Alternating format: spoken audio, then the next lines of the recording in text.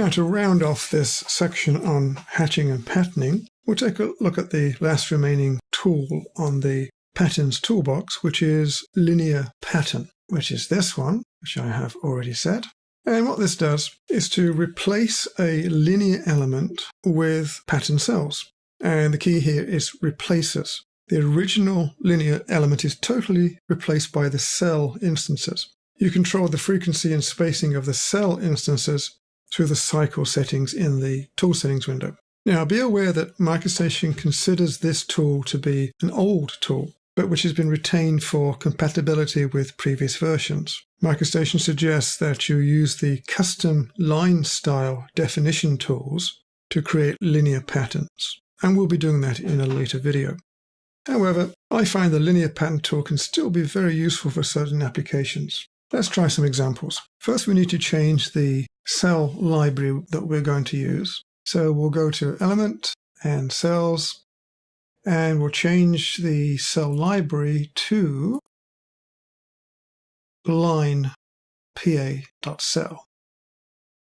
And to start with, we'll select the LT7 cell, which is technically a line terminator, but it will give us an idea of how this tool works. So we select that and make sure it's attached to the pattern. That can go for the moment. Now on the screen I have a smart line with a linear element and an arc element. So this is a continuous element. Let's try the tool. Tool is on. Look at the settings. The cycles are important because this is where we set the number of iterations of the cell on the linear elements.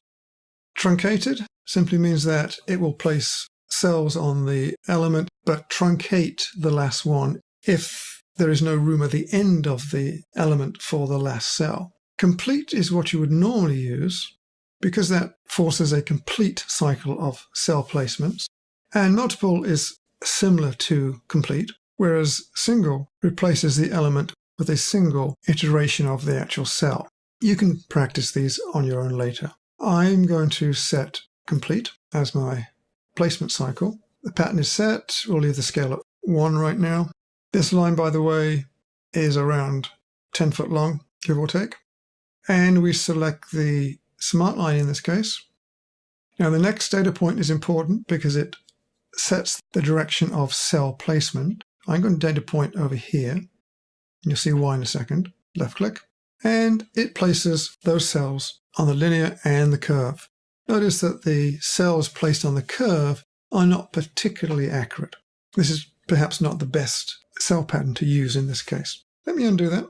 Let me show you the effects of data pointing in the opposite direction. So again, I'll select the smart line. This time I'll data point over here, left click, and we have the cells running in the opposite direction.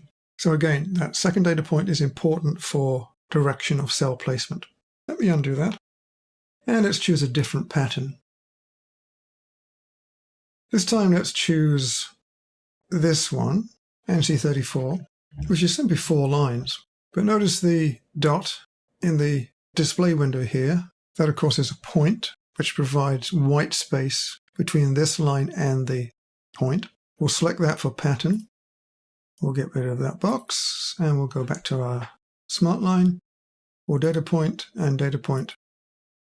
And what we get is 4 lines.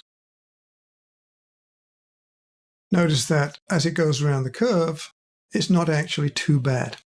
But do note that if you look very, very closely, you'll see the individual segments of this cell placement. If you look very carefully, there is a joint right there and a joint right there.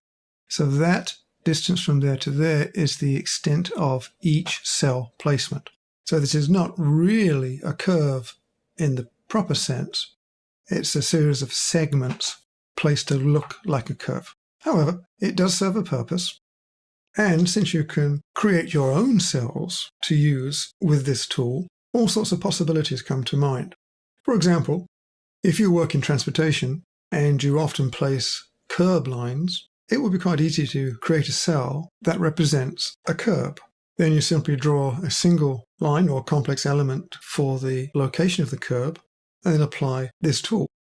In similar manner, for example, If you create a cell like this is a cell. Then if you apply that to a line, you will get a continuous line with a symbol. So adding text is not a problem. Just need to be a little careful about curves or sharp corners. Some cells obviously won't work on situations such as that.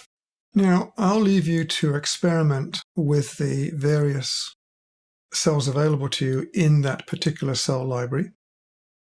There are some quite interesting ones there. Try a few and see if this particular tool will work for your area of drafting.